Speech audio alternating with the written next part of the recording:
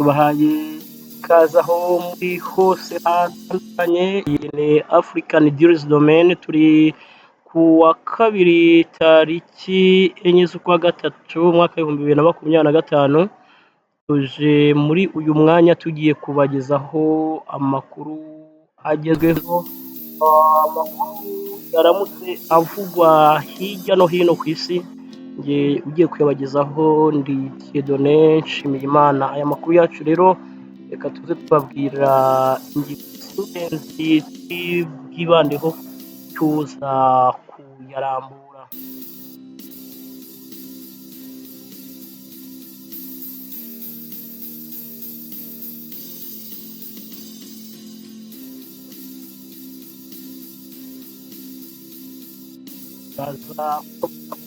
Rwanda mirongo itatu bagiye guhagararira Afurika mu marushanwa y'ibijyanye na robo.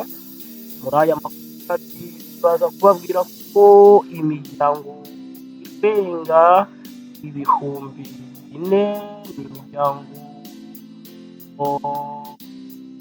irenga ibihumbi bine irimo 870 yahoze ituriye Sebeya igiye kubakirwa inzu. Kandi muri aya makuru nanone turaza kugaruka ku makuru ari kuvuga ko u Rwanda rugiye gutangiza ikigo gishya kivura kanseri.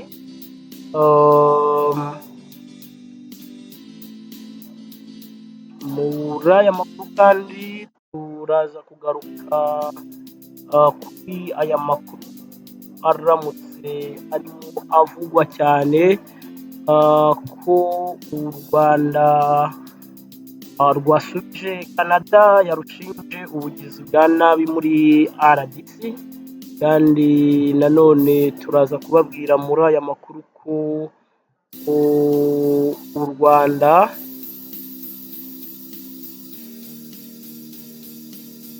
babwira ko u Rwanda ruri kwishyuza Ubwongereza arenga miliyari 89.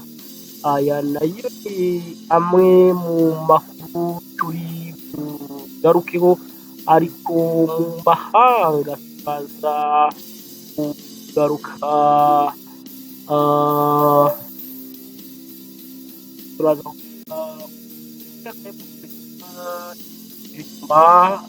cya Wazalendo yagerageje kwinjira Bukavu uko byari buhagaze. Mu nyemerere rero nze turambura aya makuru.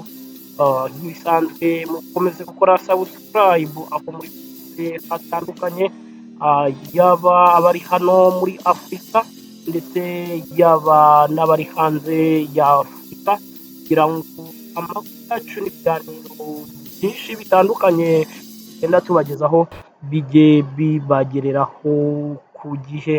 Reka rero tuze turambura aya makuru.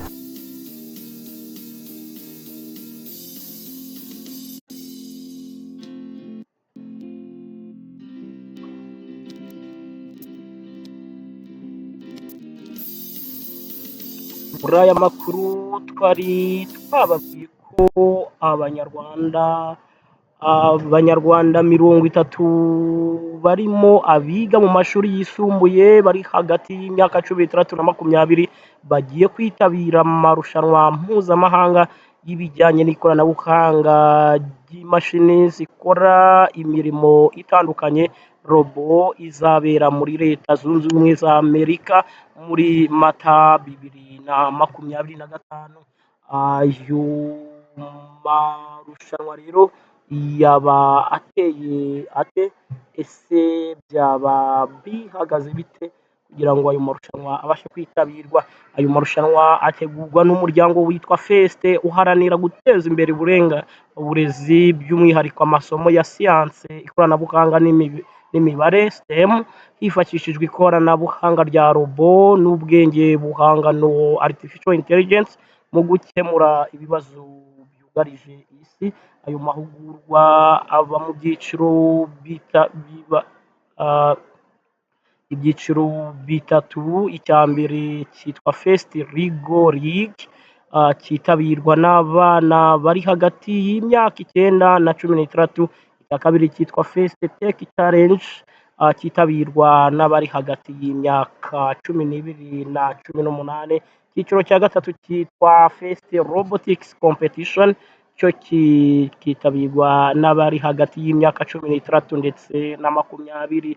Abarushanwa berekana imishinga bakoze ku gukoresha ubwenge buhangano mu kubaka robo, ariko hari n'ikindi gice cy'imishinga ya artificial intelligence inyuranye yakemura ibibazo isi ifite. Abana bagiye kwitabira ayo marushanwa ni abanyarwanda bagiye bitabira aya marushanwa amaze kubera mu Rwanda inshuro eshatu, yitabirwa n'abiga mu mashuri yisumbuye. Abo bana bavuga ko nyuma yo gutsinda mu cyiciro cya mbere bahisemo kwihuriza hamwe, basaba ko bakwemererwa guhatana mu kindi cyiciro cy'amarushanwa. Barabyemererwa, noneho bashaka aho bakura inkunga. Bashimira Minisiteri y'Ikoranabuhanga na Inovasiyo ICT n'ikigo Fab Lab babateye inkunga yo kwitegura no kuzitabira ayo marushanwa. Imyiteguro bayigeze kure, aho buri mpera z'icyumweru bahurira i Kigali kuri Fab Lab bakabasha gusubiramo ibyo bazamurika. Amarushanwa bazitabira nayo ari mu byiciro bibiri, aho aya mbere azabera muri leta ya Florida muri Amerika kuwa 2 Mata. Bazaba bahatanye n'andi matsinda 47 y'ahandi ku isi. Nibatsinda bakomereze mu kindi cyiciro kizabera i Texas kuwa 19 Mata 2025. Itsinda ryabo ryitwa Radberg FRC 9647, kuko buri kipe yitabira ayo marushanwa ihabwa izina. Ni abambere muri Afurika bagiye kwitabira ayo marushanwa ya First muri cyiciro cya gatatu, azwi nka FRC bitewe n'uko asaba ubushobozi bwinshi mu kuyategura, ibituma ibindi bihugu bya Afurika byitabira aya mahugurwa gusa adasaba ibikoresho bihanitse. Icyiciro cya mbere cya FRR kimurikwa robo zikorwa mu ngano nto,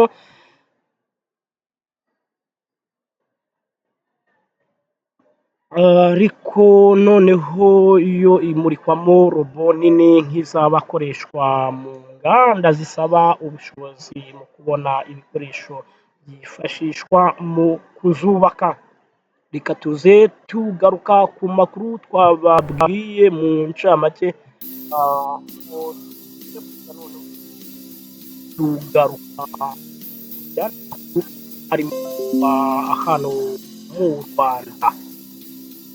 Dukomeje kubashimira mwe mwese mudukurikiye muri ahantu hatandukanye, ko ari Zomene urimo kumva amakuru atandukanye yagiye avugwa hirya no hino ku isi.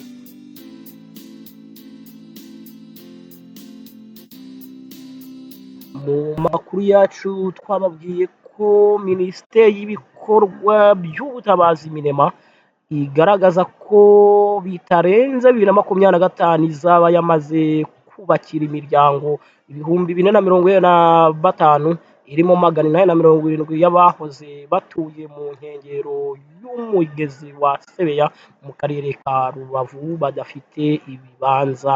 Bose bagizweho ingaruka n'ibiza byo muri Gicurasi 2023. Ijoro ryo kuwa 2 na wa gatatu Gicurasi 2023 ryabaye igicuraburindi ku baturage bo mu turere two mu ntara y'Uburengerazuba turimo Karongi, Nyabihu, Rubavu, Rutsiro na Ngororero, twibasiwe n'ibiza byahitanye ubuzima bw'abantu 135. Ibi biza byangije inzu zirenga ibihumbi 2,100, mu gihe izindi ibihumbi 2,263 zasenyutse burundu, n'ibikorwa remezo nk'imihanda nabyo birangirika. Ibiza bikimara kuba, leta yahise yihutira kubakira abaturage bo muri twa turere twagizweho ingaruka. Ku ikubitiro hubatswe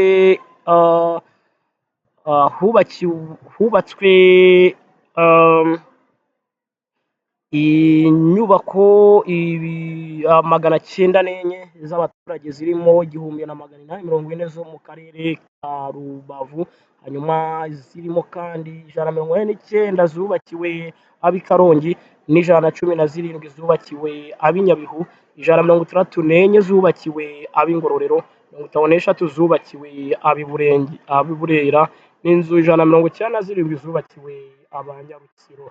Mu kwihutisha ibyo bikorwa byo kubakira abaturage muri 2023, guverinoma y'u Rwanda yatangije undi mushinga wiswe Contingent Emergency Response Component, aho uyu mushinga uzarangira hubatswe inzu 485. Kuri ubu inzu 900 zamaze kubakwa, mu gihe ibikorwa byo kubaka inzu 1,888 bigikomeje. Izindi zizubakwa mu bihe bitarambiranye, cyane ko ibibanza byabonetse. Nk'ubu mu karere ka Rubavu bazubakirwa abaturage 870 bimuwe mu bice bitandukanye biri mu nkengero z'umugezi wa Sebeya, wagize ingaruka ku barenga 5,000, ndetse n'ahandi hari ibyago byo kwibasirwa n'ibiza badafite ibibanza. Izi nzu zizubakwa mu murenge wa Rugerero kuri site za Kasonga na Ruranga. Ubutaka bwarabonetse n'ibindi myiteguro yose yarakozwe. Mu karere ka Rubavu, ibiza by'umwihariko byatewe n'imyuzure yakomotse ku mugezi wa Sebeya wibasiye cyane imirenge irimo uwa Kanama, Nyundo, Rugerero, Nyamyumba, ndetse n'indi.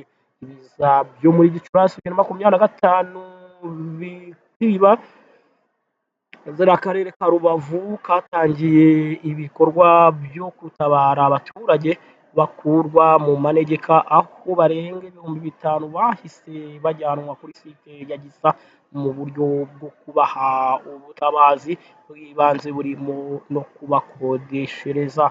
Aya makuru yacu reka rero tuyakomereze kuri ari kuvugwa hano mu Rwanda, aho tugiye kugaruka kuri aya makuru ajyanye n'uko u Rwanda rugiye gutangiza ikigo gishya kivura kanseri hano mu Rwanda. Aya makuru rero nayo ni amakuru yaramutse avugwa cyane, ku buryo nayo kandi ari ingenzi kugira ngo uyabone. Dukomeza gushimira mwe mwese mukomeje kudukurikira kuri African News Domaine, ko aya ari amakuru yaramutse avugwa kuri izi tariki 4 z'ukwezi kwa gatatu umwaka w'2025, mu gihe kugeza ubu mu Rwanda abivuza kanseri bitabwaho n'ibitaro bya Butaro n'iby'i Kanombe. Ku bitaro bya kaminuza by'i Butare CHUB bazatangira gufasha abafite iyo ndwara muri Nyakanga 2025.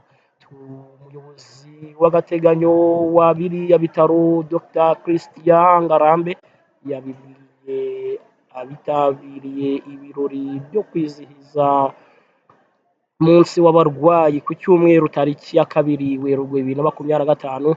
Yagize ati dufite icyizere ko guhera ku itariki ya 1 Nyakanga 2025 tuzaba dufite santere yo kuvura indwara za kanseri. Imyiteguro yararangiye, aho bazakorera harahari ibikoresho bizakoreshwa byatumweho ndetse n'abaganga bazahakora baratangira kujya mu mahugurwa mu cyumweru gitaha. Yunzemo ati ibi bizajyanirana n'uko hari serivisi zitangira kwishyurwa na mituweli nk'uko byemejwe na Leta y'u Rwanda, harimo kuvura kanseri no gutanga insimburangingo ku bavunitse bakuze. Yasobanuye ko ubundi abatoye iyo bavunitse amagufwa akenshi bavurwa amaherezo amagufa yabo akazafatana, ariko ko ku bakuze akenshi bitemera ku buryo asanga biba ngombwa kwifashisha insimburangingo z'ibyuma. Kwifashisha bene izo nsimburangingo ngo bishobora no gukenerwa igihe hari abarwaye indwara zimunga amagufa. Kubona bene izo nsimburangingo mbere byasabaga amafaranga menshi, urugero nk'icyuma cyifashishwa mu itako cyangwa cyatwaraga Miliyoni 3 n'igice, haza kuboneka ibihendutse byishyurwa ibihumbi 900.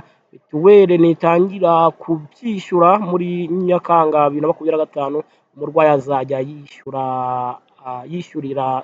yishyurira ibihumbi 90. Dr Ngaramba avuga ko bishimira kuba Leta y'u Rwanda yarabashoboje kugira inzobere zo kwita ku ndwara batari basanzwe bavura, harimo kubaga mu mutwe, kubaga indwara zifata imisaya,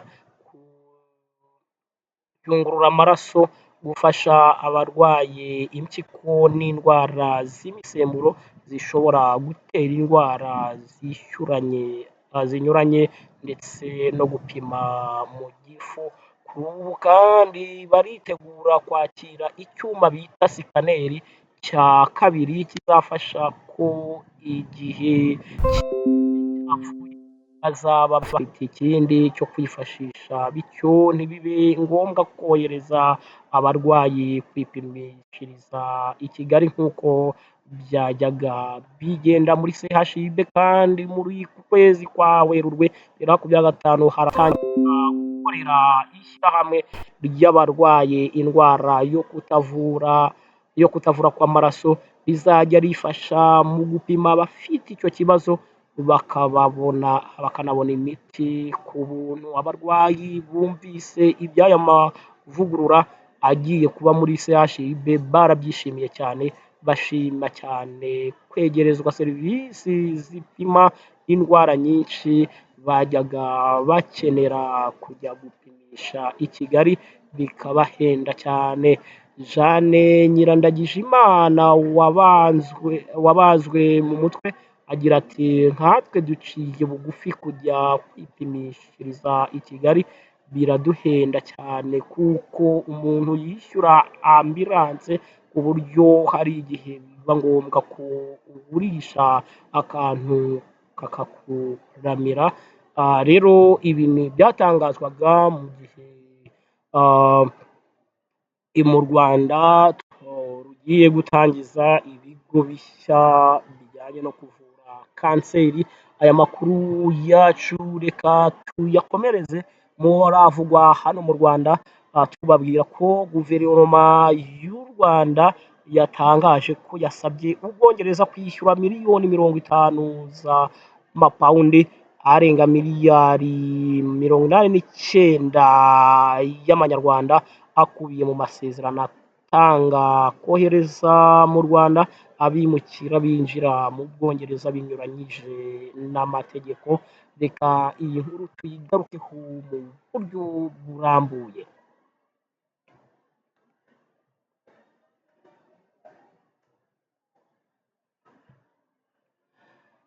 Iyi nkuru reka tuyigarukeho mu buryo burambuye, aho amasezerano yo kohereza mu Rwanda abimukira binjira mu Bwongereza mu buryo bunyuranyije n'amategeko yashyizweho umukono muri Mata 2024, ariko avugururwa mu Ukuboza 2023. Bidatinze impinduka zabaye muri guverinoma y'Ubwongereza, hatorwa minisitiri w'intebe mushya Keir Starmer winjiye mu biro muri Nyakanga 2024.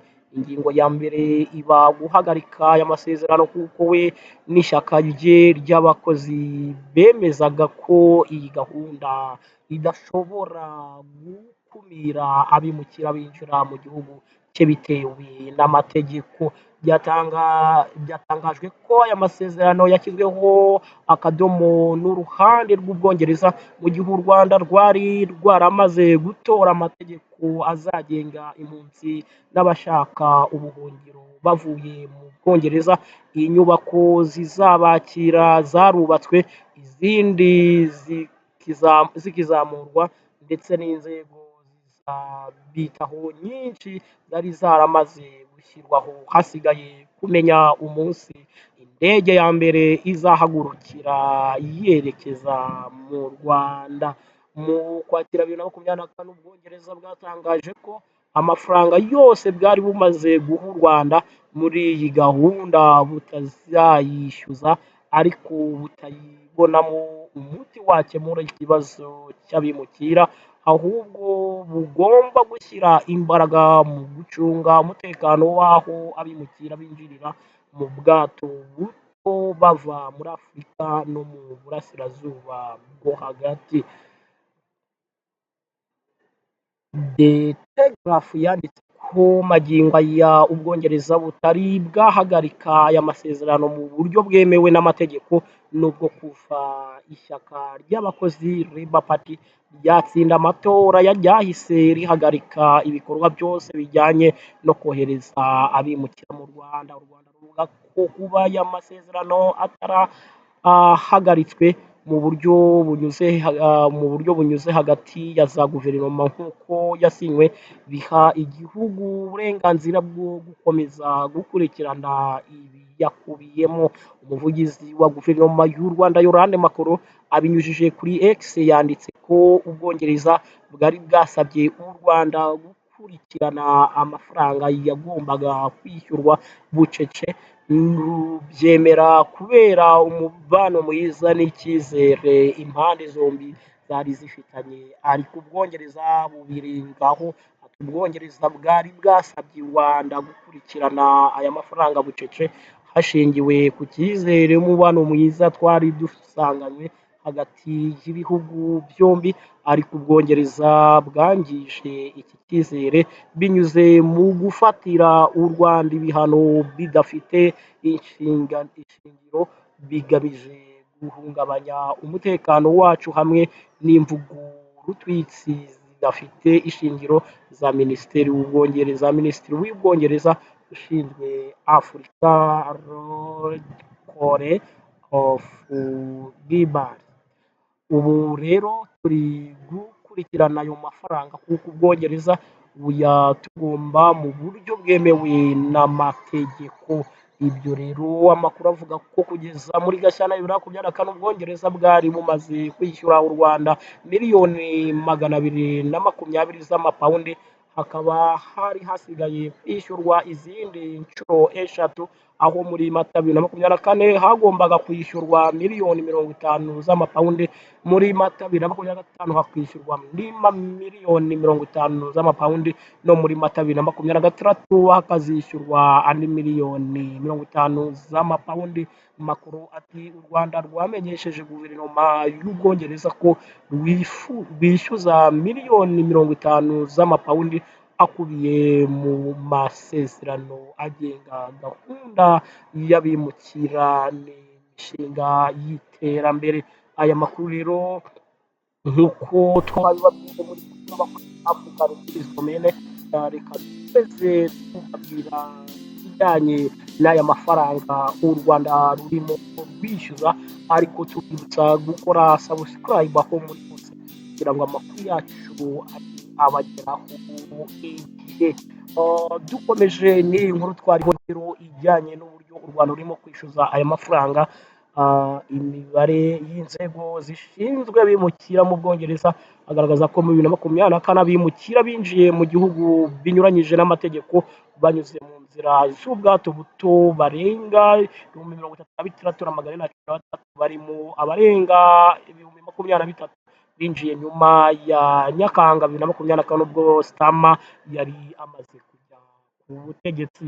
Ubwongereza buherutse gutangaza ko bubaye busubitse inkunga zimwe zanyuzwaga mu ngengo y'imari ya leta zigenewe u Rwanda, uretse amafaranga agenewe gufasha mu mibereho myiza y'abaturage. Ni icyemezo bwafashe nyuma yo gushinja u Rwanda kugira ingabo mu burasirazuba bwa Repubulika Iharanira Demokarasi ya Kongo, ariko rukabihakana ndetse rugatanga n'ibimenyetso bibivuguruza. Umwuka wakomeje kutaba mwiza ubwo Minisitiri Kole yabeshyaga Sena y'Ubwongereza ko yavuganye na Minisitiri w'Ububanyi n'Amahanga n'Ubutwererane w'u Rwanda ibyerekeye abantu bishwe na ADF muri RDC, ariko u Rwanda rurabinyomoza ndetse ruhamagaza ambasaderi w'iki gihugu gisabwa kubivuguruza.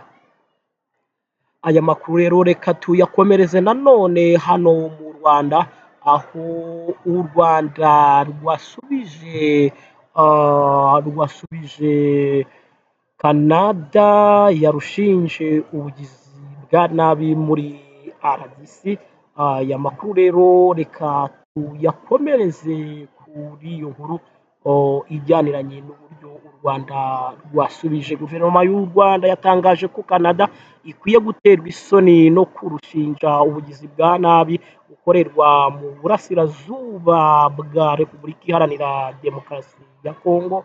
Minisiteri y'Ububanyi n'Amahanga ya Canada kuwa 3 Werurwe 2025 yashinje u Rwanda kugira ingabo mu burasirazuba bwa RDC no gufasha umutwe witwaje intwaro wa M23. N'ibirego u Rwanda rwagiye ruhakana mu bihe bitandukanye ndetse rukanabitangaho ibisobanuro. Minisiteri y'Ububanyi n'Amahanga n'Ubutwererane y'u Rwanda kuri uyu wa 4 Werurwe yatangaje ko ruhande Canada yafashe ku ntambara yo mu burasirazuba bwa RDC ruteye isoni kandi ko kwegeka ubu bugizi bwa nabi ku Rwanda bitihanganirwa. Yagize ati u Rwanda rwabonye itangazo rya Minisiteri y'Ububanyi n'Amahanga ya Canada ku kibazo cyo mu burasirazuba bwa RDC kandi rusanga kurwegekaho ubugizi bwa nabi buvugwa mu buryo bugamije kuharabika bidakwiye kwihanganirwa. Tuzabisabaho guverinoma ya Canada ibisobanuro. Minisiteri y'Ububanyi n'Amahanga ya Canada yatangaje ko ishyigikiye intambwe yatewe n'Umuryango wa Afurika y'Amajyepfo SADC ndetse w'Afurika y'Uburasirazuba EAC n'Umuryango wa Afurika Yunze Ubumwe igamije gushakira amahoro uburasirazuba bwa RDC. Guverinoma y'u Rwanda yasubije ko Canada idakwiye kuvuga ko ishyigikiye intambwe zatewe n'Abanyafurika zigamije gushakira amahoro uburasirazuba bwa RDC mu gihe ihitamo kwegeka ubugizi bwa nabi bwose ku Rwanda. Kubaza leta ya RDC ibitero ikomeje kugaba ku baturage bayo. Canada ntabwo yavuga ko ishyigikiye intambwe yatewe nabo ku mugabane muri gahunda igamije amahoro, mu gihe yegeka ubugizi bwa nabi bw'uburyo bwose ku Rwanda ikananirwa kubibaza leta ya RDC biyiha urwaho rwo kongera umurego ibitero ku basivile bayo. Yibukije ko ingabo za leta ya RDC zifatanyije n'umutwe w'iterabwoba wa FDLR ndetse n'ihuriro Wazalendo bikomeje kugaba ibitero ku Banyamulenge mu ntara ya Kivu y'Amajyepfo, igaragaza ko kutabivugaho kwa guverinoma ya Canada bidakwiye kandi biteye isoni. Guverinoma ya Canada yatangaje ko yatumije ambasaderi w'u Rwanda Prosper Higiro kugira ngo imugaragarize ibirego u Rwanda rushinjwa mu burasirazuba bwa RDC. Ingamba rwafatiwe. Minisiteri y'ububanyi n'amahanga n'ubutwererane yatangaje ko ingamba u Rwanda rwafatiwe na Canada zitakemura ibibazo byo mu burasirazuba bwa RDC. Yibutsa ko u Rwanda ruzakomeza gukorana n'akarere kugira ngo ibiganiro by'ubuhuza bitange umusaruro runabungabunga umutekano warwo. Iti ingamba Canada yatangaje ko yafatiye u Rwanda ntabwo zizakemura aya makimbirane. U Rwanda ruzakomeza gukorana n'akarere kugira ngo by'ubuhuza byemeranyijweho biyobowe na Afurika muri gihe tubungabunga umutekano w'igihugu cyacu. Intambara yo mu burasirazuba bwa RDC yatangiye mu Ugushyingo 2021 nyuma y'aho leta y'iki gihugu yanze kubahiriza amasezerano yagiranye na M23. Ubuyobozi bwa M23 bugaragaza ko bwiteguye gushyikirana na leta ariko leta yo yakomeje kwinangira.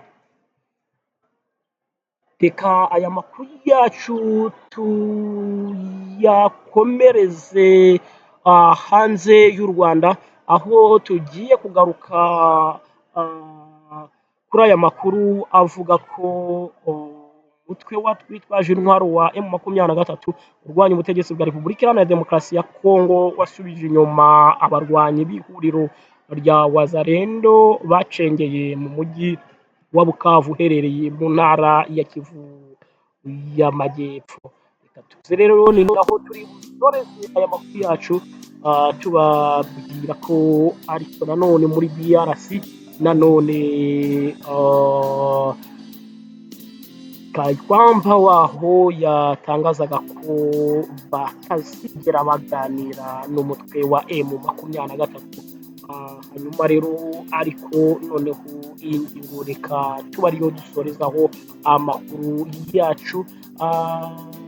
Amakuru atubwira ko abarwanyi ba Wazalendo bagaragaye binjira ahazwi nka KTV